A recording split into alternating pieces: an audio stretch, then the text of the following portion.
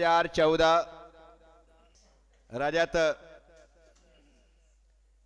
दीक्षा स्मृति वर्ष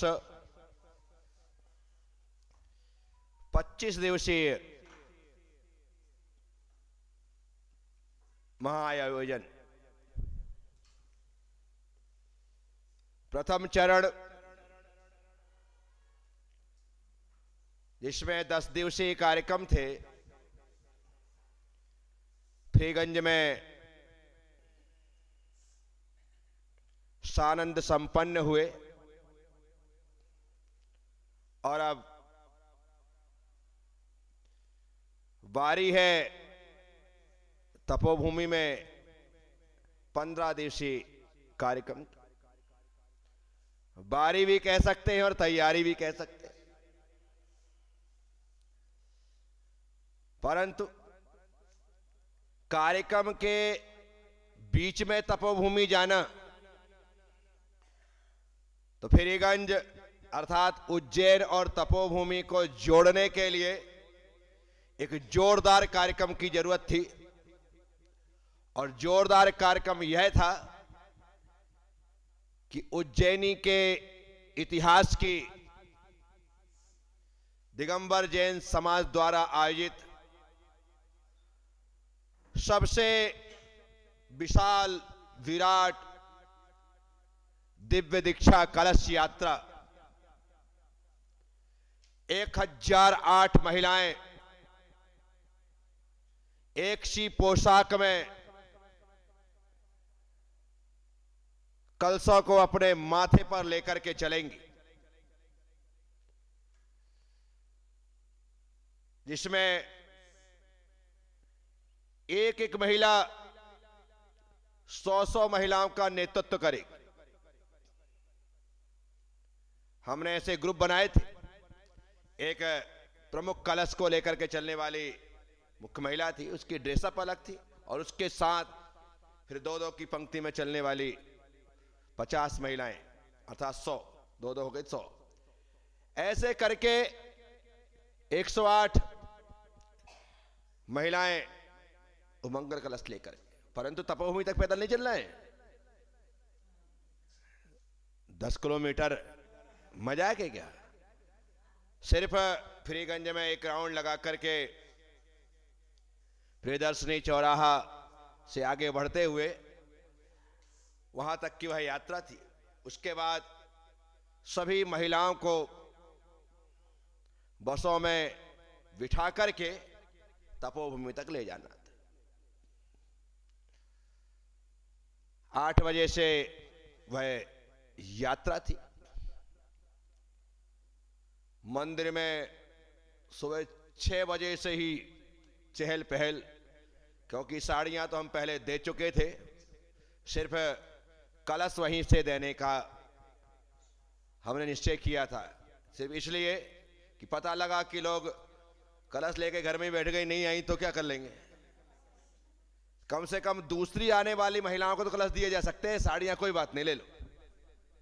तो इस कारण से कलश वहीं पर फ्रीगंज के सामने तकरीबन 10-15 काउंटर महिलाओं ने तैयार करके लगाए। पूरा डिपार्टमेंट ही महिलाओं के हाथ में था। तुम्ही को बांटना है, तुम्हें को सब कुछ करना है, क्योंकि तुम्हारे पास महिलाएं आएंगी, आप करते रहिए। महिलाओं ने कलश वितरण किए, सब कुछ हुआ।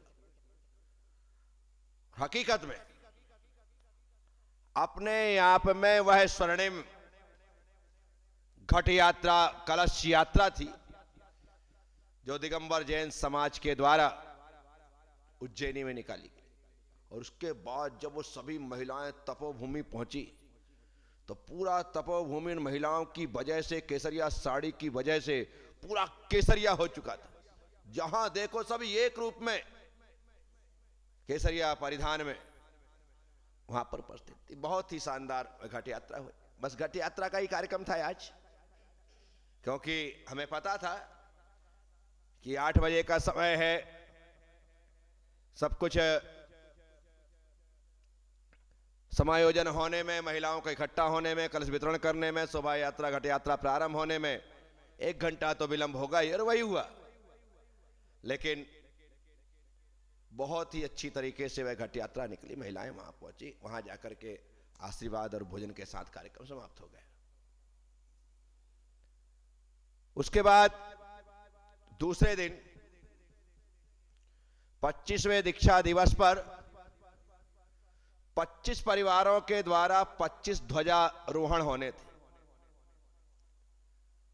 और 25 परिवारों ने 25 ध्वजाएं फहराई और वो ऐसा अद्भुत कार्यक्रम हो गया कि आज भी वो ध्वजाएं तपोभूमि में लगातार तब से फहराई जा रही हैं, लगी हुई है, क्योंकि उससे दृश्य इतना सुंदर बन गया। सब लोग बोलने लगे महाराज से अब तो इसे परमानेंट कर देना चाहिए, और आज भी वो परमानेंट है। ध्वजारोहण का कार्यक्रम हुआ, ध्वजारोहण, आशीर्वाद, भोजन प्रसाद, छुट्टी। उसके बाद हमने 13वें दिन गुरु कृपा महोत्सव का कार्यक्रम रखा और उसमें गुरु मंत्र दीक्षा प्रदान की। पहली बार उज्जैन में एक कार्यक्रम हुआ था, लगातार लोग जुड़े थे और मंत्र दीक्षा हुई। 14वें दिन हमने मंत्र स्नान रखा, जिसमें सभी लोग श्वेत परिधान में, महिलाएं केसरिया साड़ियों में उपस्थित हुए। हजारों लोग एक साथ बैठ करके मैं मंत्र बोलता गया और मंत्र स्नान होता गया। फिर 15, 16, 17 अर्थात 15वें, 16वें, 17वें दिन हमने भगवत जिनेन्द्र महाअर्चना का आयोजन अर्थात विधान का आयोजन रखा। उसमें भी सभी लोगों ने बढ़ चढ़ करके हिस्सा लिया।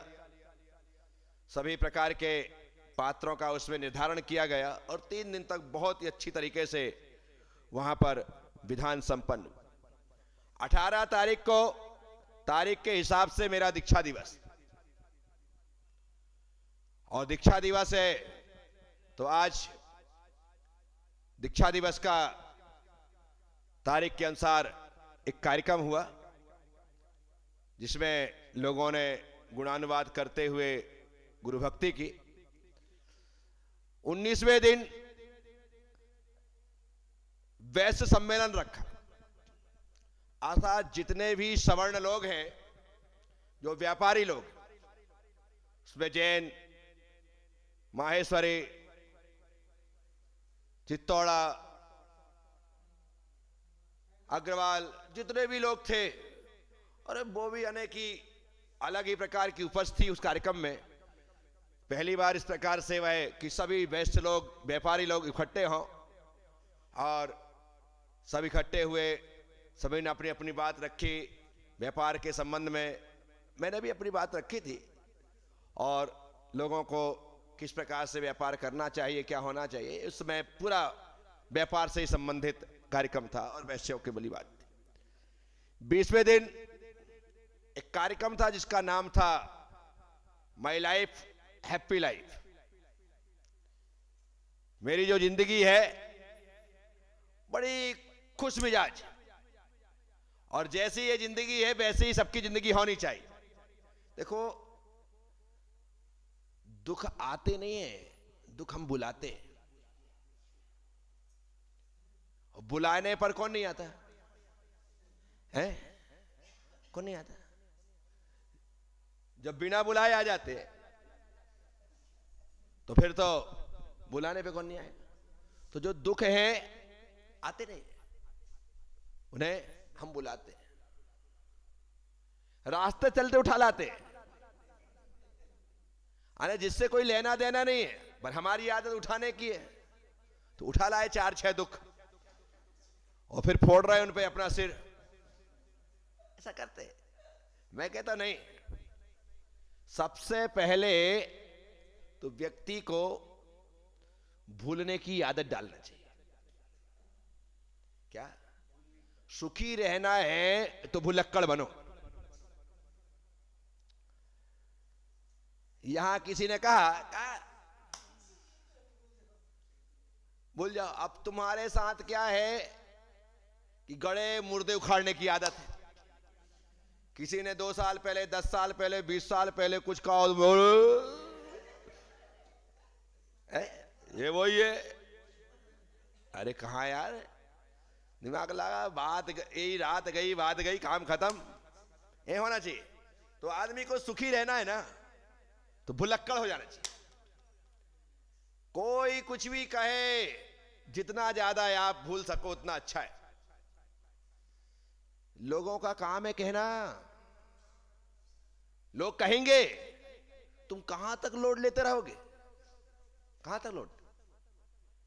इसलिए लोग कहे, अपन सुनो सुनाओ, आगे बढ़ जाओ, कहते रहे। यदि सामने वाले ने सही कहा है तो फिर गुस्सा किस बात का, और गलत कहा है तो गुस्सा किस बात का। बता, सही कहा है तो भाई तो ठीक ही तो कह रहा है, भाई मैं ऐसा हूं इसलिए वो वैसा कह रहे हैं। और गलत कहा है, जब मैं वैसा हूं ही नहीं तो गुस्सा किस बात का। तेरी मर्जी। अब आदमी स्वतंत्र है सोचने के लिए, दोनों में जीत अपनी है। आदमी को सिर्फ सोच बदलने की आवश्यकता है। इग्नोर करना सीखो, उपेक्षा करना सीखो। आप उपेक्षा करेंगे, सुखी रहेंगे।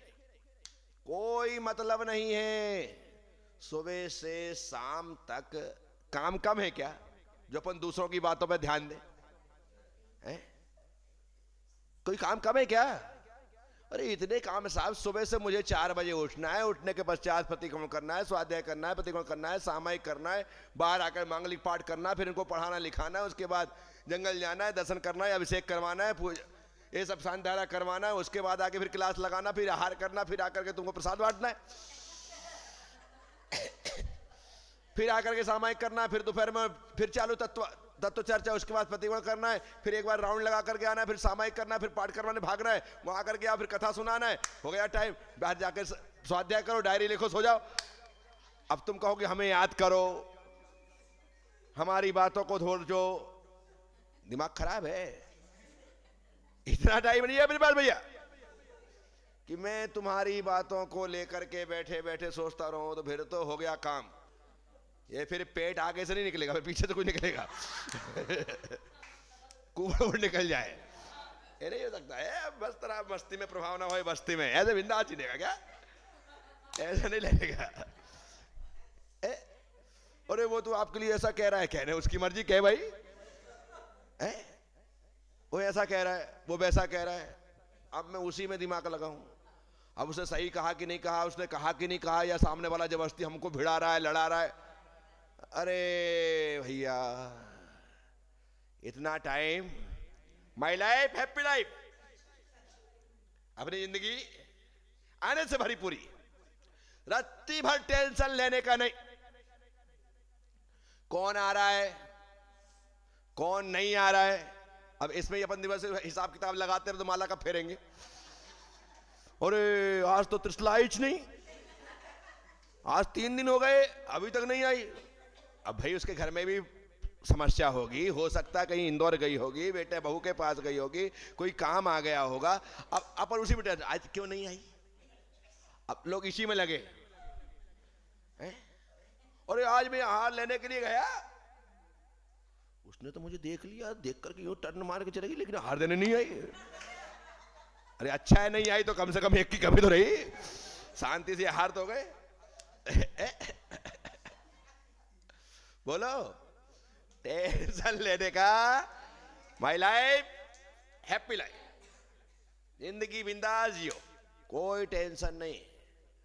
लोग आए तो आशीर्वाद, ना आए तो काम करने का टाइम मिला, अन्यथा यूं ही समय चला जाता। नहीं आने, आज तो कोई आए नहीं, अब कहीं हो, अब कहीं हो। नहीं, मैं तो ईमानदारी से, यानी कि मेरा ऐसा नहीं कि मैं सिर्फ बोल रहा हूं, मेरी जिंदगी ईमानदारी से ऐसा। मैं रत्ती भर टेंशन तो लू ही नहीं किसी का, बिल्कुल फिक्र नहीं, आनंद से भर करके। कई लोग आते हैं, महाराज जी हमने आप कैसे बोला था, तो भाई फिर से बोलते मुझे याद ही नहीं है। अब बता के दी, हकीकत में याद नहीं है, मैं क्या कर सकता हूं। तुमने बोला, तुम सारे जैसे कहीं बोल के चले गए। नहीं रहता याद। आपको तुरंत फिर से सेकंड टाइम बताना पड़ेगा, फिर उसका जवाब आपको मिल जाएगा। लेकिन तुम कहो कि आपने बोल दिया, मैं 5 दिन बाद 10 दिन बाद याद रख करके वो करे, तो भैया अपने को तो ये कुछ याद रहती नहीं। इसलिए मैं बहुत सुखी, बहुत ज्यादा अनेक। आपको आश्चर्य लगेगा, सुबह मैं प्रवचन करता हूं, डायरी लिखता हूं ना, तो भूल ही जाता हूं कि आज मैंने बोला क्या। इतना लोड डालता हूं, कई बार याद ही नहीं आता, तो छोड़ ही देता हूं, याद ही नहीं आ रहा, क्या कर लो भयंकर। अरे जो मैंने बोला है वही मुझे याद नहीं आ रहा है, क्या कहती, अब क्या करोगे आप। तो इसलिए अपने को अपना बोला याद नहीं रहता, अपने को किसी का सुना याद नहीं रहता, तो बस सुखी है। क्यों? भुलक्कड़ बनो। क्या बनो? जिंदगी में सब कुछ भूल जाना। बस 2 ही चीज अपन याद रखते हैं, एक भगवान को और एक मौत को।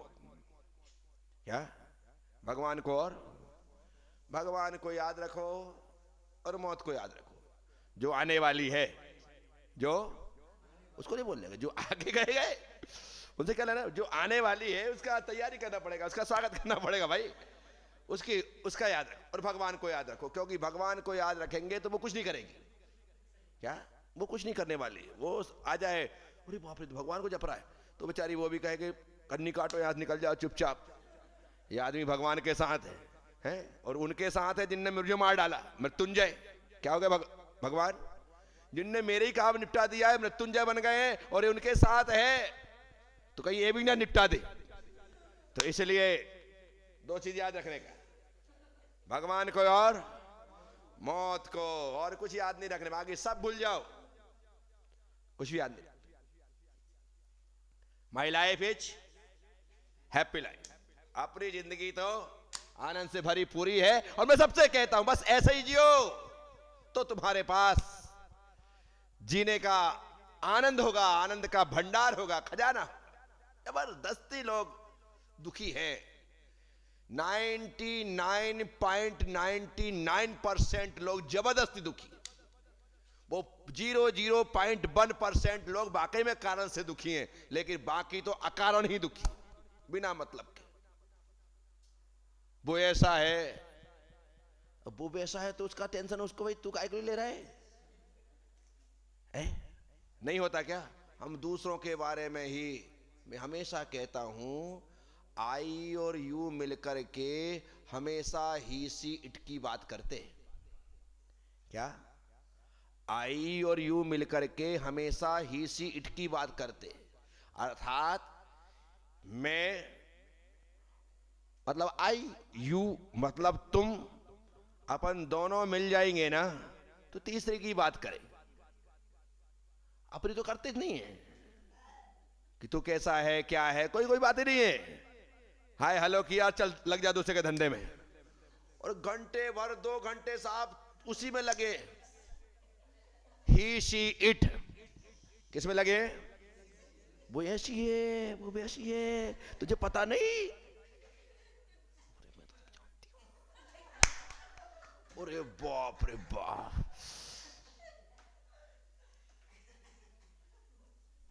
कोई मतलब नहीं है, पर सारी दुनिया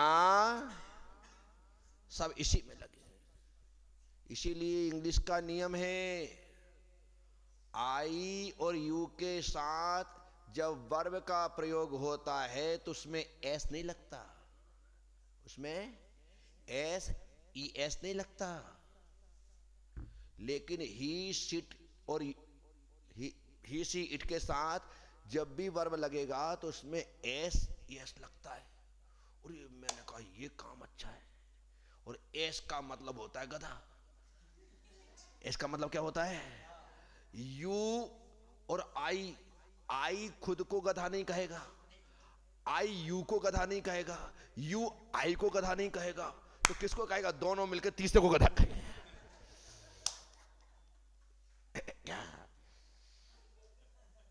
उनको गधा कह रहे हैं सब लोग, और दूसरों को कह रहे हैं और खुद बन रहे हैं। इसलिए चर्चा करो तो तत्व चर्चा करो, चर्चा करो तो ऐसा लगे कि तुम प्रभु की अर्चा कर रहे हो। तो है अभी तो हम जो कुछ भी कर रहे हैं बस अपना पुण्य खर्चा कर रहे, ना चर्चा है ना अर्चा है, सिर्फ खर्चा है। हम अपना लाया हुआ पुण्य सब रोज निकाले चले जाए। तो साथियों, माय लाइफ हैप्पी लाइफ, जिंदगी अपनी खुश मिजाज है और प्रयास है कि मेरे पास आने वाले लोग मेरी तरह ही खुश मिजाजी बने। मैं आपको सिखा सकता हूं, बोल सकता हूं, समझा सकता हूं। अब तुम्हारी किस्मत में खुशी ना हो तो मैं क्या करूं? मैं क्या कर सकता हूं? इसलिए ये थारे मारे छोड़ो। क्या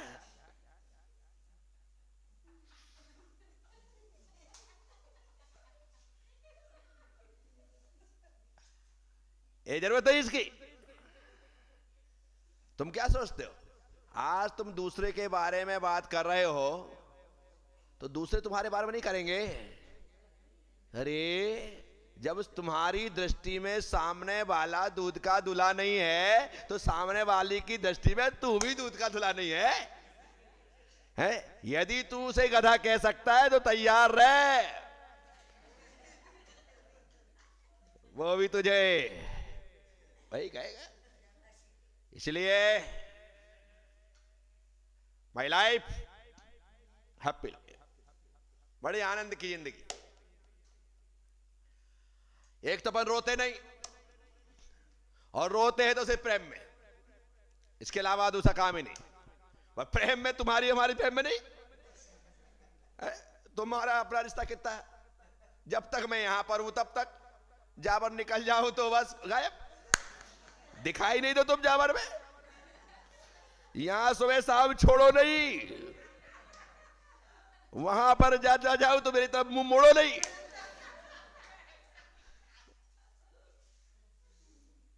इससे ज्यादा है ही नहीं। तो इसलिए अपन तुम्हारे दुनिया के लिए तो रोते ही नहीं। जब भी रोए हैं प्रभु के लिए रोए हैं, जब भी रोए हैं अपने गुरु के लिए रोए हैं, बस उनके लिए लगातार रोते हैं। वो अलग ही आनंद, क्योंकि कबीरा हंसना दूर कर रोने से कर प्रीत। कबीरा हंसना दूर कर रोने से कर प्रीत, बिन रोए कित पाइए परम प्यारे मीत। बिना रोए इस परम प्यारे परमात्मा को प्राप्त नहीं किया जा सकता है। इसलिए my life is happy life का कार्यक्रम शानदार तरीके से 20वें दिन किया। अब आपको कितना आनंद आ रहा है? अब सोचो कितने आनंद का कार्यक्रम। My life is happy life. साथियों, 21वें दिन बच्चों के लिए नैतिक संस्कार का कार्यक्रम रखा गया, जहां पर बच्चों को संस्कार दिए गए, उन्हें सप्त व्यसन का त्याग करा करके अष्टमूल गुण ग्रहण कराए गए। सैकड़ों बच्चों ने वह संकल्प लिए। उसके बाद 22वें दिन समर्पण समारोह था। जितने लोगों ने अपना जीवन मेरे प्रति समर्पित किया, अर्थात थे तो सैकड़ों हजारों लोग, लेकिन जिन्हें मैंने अपनी पुरानी पिच्छी दी थी, ऐसे 25 साल के उन सभी लोगों को पिच्छी लेकर के मैंने अपने पास बुलाया था। ये भी अद्भुत कार्यक्रम था। तो सभी लोग पिच्छी लेकर के वहां पर, वो 25 साल के पुराने सभी भक्त, किसी की पिच्छी जीर्ण शीर्ण हो लेकिन वो लेकर के आए। गुरुदेव आपने समय पहले हमें पिच्छी का दी थी, तो उससे एक बार रिनोवेट हो गया सारा का सारा। अरे बाप रे, कि मैंने इनको दिया था कि नौगामा चतुर्मास हुआ था, मैं तो समझता था कि मैंने पिंडार मियाँ जी को दिया। बाद में पता लगा कि जब वो पिच्छी लेकर के आए तो केसरीमल जी गांधी को पिच्छी दी गई थी। अरे मैंने कहा, बोले हाँ महाराज जी, आपकी पिच्छी हमें मिली थी। ऐसा भी हुआ। तो ये सब कार्यक्रम भी इस प्रकार के हुए। तो वो भी अद्भुत अपने आप में उठा कार्यक्रम था। उसके साथ ही गुरु उपकार महोत्सव मनाया गया, कि जिन पर उपकार हुए हैं, जिन्होंने कुछ दिया है। इस दिन मेरे परिवार के जितने भी लोग थे, सभी लोग पिंडरई से और पिंडरई के आसपास जहां जहां रहने लगे थे, ये चौन्नी अठन्नी बाराना से लेकर के 100 का नोट तक सभी लोग आए थे। सभी लोग, अरे कि कभी ऐसा हुआ ही नहीं और मैं सोच भी सकता नहीं, लेकिन सभी लोग उस उत्सव में शामिल हुए। और उस समय जब सामूहिक गेट टुगेदर, सभी लोगों ने, मुझे तो देखा ही था, लेकिन मेरे परिवार के उन तमाम लोगों को देख करके बड़े खुश हुए कि वो सौभाग्यशाली लोग हैं जिनके खानदान में, जिनके परिवार में हमारे गुरुदेव ने जन्म लिया। तो लोगों ने उनका अभिवादन किया, उनका सत्कार किया, उनका सम्मान किया, उनके चरण छुए। बहुत ही अद्भुत आत्मीयता से भरा पूरा कार्यक्रम था, क्योंकि लोग ऐसा कभी देख ही नहीं सकते जो उस समय उन्होंने देख लिया था। इसके बाद 24वें दिन 19 तारीख सुखद संयोग महोत्सव था। क्या था? सुखद संयोग। इस सुखद संयोग ये था कि 1989 में मैंने दीक्षा ली थी और 1989 में मेरे जितने गुरु भक्तों ने शादी की थी, 1989 में जितने मेरे गुरु भक्तों ने शादी की थी, वो बाद में जो जुड़े, उन्होंने कहा हमारी 1989 में हुई, हमारी जिसकी हुई। ऐसे तकरीबन 12-13 मेरे गुरु भक्त थे जिन्होंने 1989 में उनकी शादी हुई। मैंने कहा तुम्हारी शादी के 25 साल और मेरी दीक्षा के 25 साल है, और वो सुखद संयोग नाम ही रखा कि गुरु के साल में आप संसार में आए और उसके बाद आप गुरु चरणों में आए।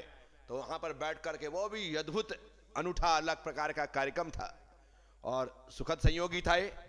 कई लोग थे बोले महाराज से हमारी दिसंबर 88 में हो गई। मैंने कहा मैं क्या करूं,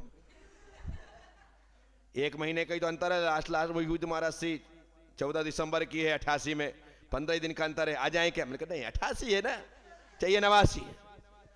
कई लोग आए बोले महाराज से हमारी जनवरी 90 की है। नहीं होगा, जो 89 में है जनवरी से दिसंबर, उन लोगों को लेकर के वह कार्यक्रम हुआ। लोगों ने बहुत अलग ही आनंद लिया। और आखिरी दिन अर्थात महोत्सव के 25वें दिन 20 अप्रैल का दिन, और अप्रैल का मतलब भीषण गर्मी, और दोपहर में भगवान महावीर स्वामी का महामस्तकाभिषेक का कार्यक्रम था। मैं ये सोच में था कि अभिषेक तो होगा लेकिन लोग कैसे बैठेंगे, इतनी भीषण गर्मी, कितने भी टेंट लगा लो, कितना भी फॉग लगा लो, कुछ होने वाला। तैयारी हमने पूरी सब कुछ प्रकार से की थी, लोगों की सुख सुविधा की, पर मुझे नहीं पता था कि भगवान महावीर स्वामी ऐसा अतिशय करेंगे, ऐसा अतिशय करेंगे कि हमारे टेंट, हमारा फॉग सब फीका हो जाएगा। उस दिन सुबह से लेकर के शाम तक ऐसे घने बादल छाए रहे, कुछ बादलों के साथ ही पूरे शानदार तरीके से भगवान महावीर स्वामी का अभिषेक हुआ। किसी को रंच मात्र भी 20 अप्रैल का दिन ऐसे में कल्पना नहीं कर सकते हैं। कल तक जहां पर तकलीफ थी धूप गर्मी की, लेकिन आज तो सब खुले में गार्डन में बैठे, ऐसा सुहाना मौसम, और दोपहर का हमने अभिषेक रखा था। तब लगा कि यार हम कौन होते हैं टेंशन लेने वाले, जब ये यहां पर बैठे हैं हमें उन पर पूरा का पूरा श्रद्धान रखते हुए उन पर सौंप देना चाहिए। भगवान खुद करेगा, अपने आप भगवान अतिशय दिखाता है। और देवी देवता नहीं होते हैं क्या, तो वो सारी की सारी व्यवस्था कर देते हैं। तो 20 अप्रैल दोपहर का समय अभिषेक के लिए, लेकिन ऐसी छतरी लगी कि सभी लोगों ने बड़े सुख के साथ 20 अप्रैल का वह भगवान महावीर स्वामी का मस्तकाभिषेक देखा। और इस तरह से 25 दिवसीय कार्यक्रम 25वें दीक्षा दिवस पर